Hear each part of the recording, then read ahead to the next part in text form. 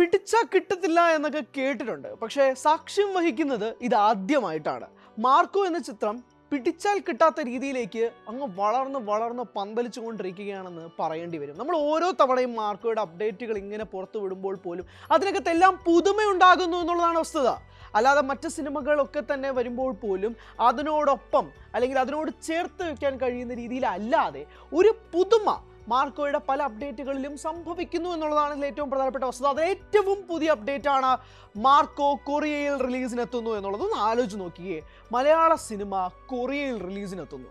ബാഹുബലിക്ക് ശേഷം ഒരു south Indian സിനിമയ്ക്ക് പോലും സാധിക്കാൻ കഴിയാത്തത് ഉണ്ണി മുകുന്ദൻ ചിത്രമായ മാർക്കോയ്ക്ക് സാധിക്കുന്നു. ഇതെല്ലാം സൂചിപ്പിക്കുന്നത് മാർക്കോ എന്ന ചിത്രത്തിൻ്റെ ബൗണ്ടറികൾ ഇല്ലാത്ത തേരോട്ടത്തെക്കുറിച്ചാണ്.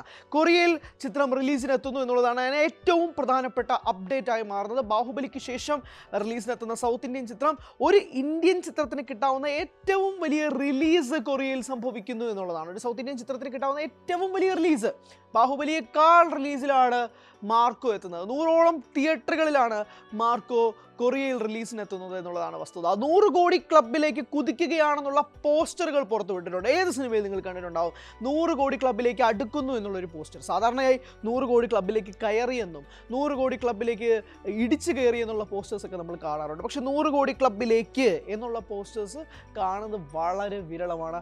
അങ്ങനെ ഒരു വിരളമായ കാഴ്ചയും കൂടി മാർക്കോ എന്ന ചിത്രത്തിൻ്റെ അണിയറ പ്രവർത്തകർ പുതിയ പോസ്റ്ററിലും പുറത്തുവിട്ടിട്ടുണ്ട് എന്നുള്ളതാണ് ഇതിൻ്റെ വസ്തുത. അത്രയധികം ആളുകൾ ഈ സിനിമ, പ്രത്യേകിച്ച് നോർത്ത് ഇന്ത്യൻ മാർക്കറ്റിലൊക്കെ മാർക്കോ ഉണ്ടാക്കുന്ന തേരോട്ടം നിസ്സാരമൊന്നുമല്ല. അതിൽ നിന്നും മാറിക്കൊണ്ടാണ് ഇപ്പോൾ കൊറിയയിൽ ഉൾപ്പെടെ ഈ സിനിമ എത്തുന്നത് എന്നുള്ളതാണ്. കഴിഞ്ഞ ദിവസം നമ്മൾ അഭിമുഖം ചെയ്തിരുന്നത് മാർക്കോയുടെ മേക്കപ്പ് ആർട്ടിസ്റ്റായ സുധിയായിരുന്നു. സുധി പറഞ്ഞിരുന്ന ഏറ്റവും പ്രധാനപ്പെട്ട ഒരു കാര്യവും കൂടി അതാണ്. നമ്മൾ കിൽ എന്ന ചിത്രവുമായി ബന്ധപ്പെട്ട് നമ്മൾ സംസാരിച്ചിരുന്നു അല്ലേ. കില്ല് റിലീസിനെത്തുന്നതിന് മുമ്പ് വരെ, അല്ലെങ്കിൽ കില്ലിന് റിലീസിന് മുമ്പ് വരെ അങ്ങനെ ഒരു വയലന്റ് ആക്ഷൻ സിനിമ കണ്ടിട്ടില്ല ആളുകൾ. കില്ലർ റിലീസിന് എത്തിയതിനു ശേഷം എന്തോന്നാണ് എടുത്തു വെച്ചിരിക്കുന്നത് എന്നൊരു ചോദ്യം എല്ലാവരും ചോദിക്കുകയും ചെയ്തു. കില്ലിനെ മാറ്റിവെക്കാൻ ഒരു ഇന്ത്യൻ സിനിമയ്ക്ക്, ഒരു ഇത്രയും ബ്രൂട്ടലായ ഒരു ആക്ഷൻ സിനിമ ഇന്ത്യൻ സിനിമയിൽ സംഭവിക്കുമോ എന്നുള്ളതിന് ഉത്തരം മാർക്കോ കൊടുത്തിട്ടുണ്ട് എന്നുള്ളതാണ്. സുധി പറഞ്ഞിരുന്ന ഏറ്റവും പ്രധാനപ്പെട്ട കാര്യവും അത് തന്നെയായിരുന്നു. കില്ല് റിലീസിനെത്തിയപ്പോൾ മാർക്കോയുടെ ഷൂട്ടിംഗ് നടക്കുകയായിരുന്നു എന്നാണ് സുധി പറയുന്നത്. അന്ന് വൈകുന്നേരം ചിത്രത്തിൻ്റെ അണിയറ പ്രവർത്തകർ എല്ലാവരും കില്ല് കാണാൻ പോവുകയും ചെയ്തു.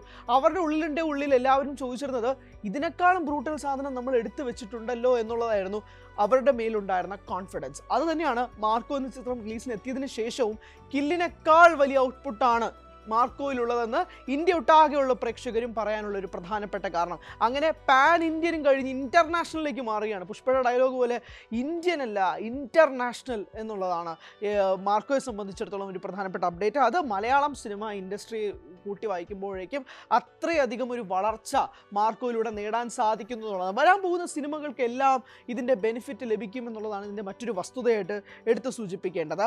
ഇതിൽ ഏറ്റവും പ്രധാനപ്പെട്ട ഒരു അപ്ഡേറ്റ് നൂറി പിക്ചേഴ്സാണ് ദക്ഷിണ കൊറിയൻ ചലച്ചിത്ര വിതരണത്തിലെ ഒരു പ്രമുഖ ശക്തിയാണ്. ഈ നൂറൻ പിക്ചേഴ്സാണ് മാർക്കോ കൊറിയയിലേക്ക് വിതരണത്തിന് എത്തിക്കുന്നത് എന്നുള്ളതാണ്. ക്യൂബ്സ് എൻ്റർടൈൻമെൻറ്റ്സിൻ്റെ ബാനറിൽ ഷെരീഫ് മുഹമ്മദാണ് ചിത്രം നിർമ്മിക്കുന്നത്. ഷെരീഫ് ഈ ചിത്രം നിർമ്മിച്ചപ്പോൾ മുതൽ തന്നെ, അല്ലെങ്കിൽ അതിൻ്റെ റിലീസിനെത്തിയതിനു ശേഷം തന്നെ ഒരുപാട് കയ്യടികളാണ് ഷെരീഫ് മുഹമ്മദ് എന്ന നിർമ്മാതാവിന് ലഭിച്ചുകൊണ്ടേയിരിക്കുന്നത്. കാരണം ഇത്രയും ബഡ്ജറ്റിൽ ഒരു A സർട്ടിഫൈഡ് സിനിമ റിലീസ് ചെയ്യുമ്പോൾ ഇതിനകത്ത് എത്രയാണ് പൈസ തിരിച്ച് കിട്ടുക എന്ന് യാതൊരുവിധ ഉറപ്പും ഇല്ലാതെ പോലും അത്രയധികം സംവിധായകനെയും നടനെയും അതിൻ്റെ കഥയും വിശ്വസിച്ചുകൊണ്ട് പൈസ മുടക്കിയ നിങ്ങളാണ് നിർമ്മാതാവ് എന്ന് പറഞ്ഞുകൊണ്ട് ഒട്ടനവധി സമൂഹ മാധ്യമങ്ങളിൽ പോസ്റ്റുകളൊക്കെ നിറഞ്ഞു നിൽക്കുകയാണ്. അതിൻ്റെ കൂട്ടത്തിലാണ് ഇപ്പോൾ കൊറിയൻ റിലീസും കൂടി മാർക്കോ എന്ന ചിത്രത്തിൽ നേരെ സംഭവിക്കുന്നത്. അതോടൊപ്പം തന്നെ കഴിഞ്ഞ ദിവസം ഉണ്ണി മുകുന്ദനിട്ടൊരു പ്രധാനപ്പെട്ട പോസ്റ്റ് കൂടിയുണ്ട്. ആരും ദയവ് ചെയ്ത് ഇതിൻ്റെ വ്യാജ പ്രിൻ്റ് കാണരുത്, ഞങ്ങളുടെ കയ്യിൽ നിന്ന് വിട്ടുകൊണ്ടിരിക്കുകയാണ്, അതുകൊണ്ട് നിങ്ങൾ കാണരുത് എന്നൊരു അഭ്യർത്ഥന ഉണ്ണി മുകുന്ദൻ സമൂഹ മാധ്യമങ്ങളിൽ പങ്കുവെക്കുകയും ചെയ്തു. മാർക്കോയുടെ HD പ്രിൻ്റ്, അതാണ് ഏറ്റവും വേദനാജനകമായ കാര്യം എന്ന് ആലോചിച്ച് നോക്കിയാൽ. HD പ്രിൻ്റ്, തിയേറ്ററിൽ നിന്നുള്ള HD പ്രിൻ്റാണ് ഇപ്പോൾ പുറത്ത് വന്നിരിക്കുന്നത്. അത് തിയേറ്റർ പ്രിൻ്റ് ആണെന്ന് പോലും തോന്നാത്ത രീതിയിൽ HD ക്വാളിറ്റിയിലാണ് പ്രിൻ്റ് പുറത്ത് വന്നിരിക്കുന്നത് എന്നുള്ളതാണ്. ആ പ്രിൻ്റ് ദയവ് ചെയ്ത് ആരുടെയെങ്കിലും കയ്യിലുണ്ടെങ്കിൽ അത് ഡിലീറ്റ് ചെയ്ത് കളയുക, അല്ലെങ്കിൽ അത് കാണാതിരിക്കാൻ ശ്രമിക്കുക.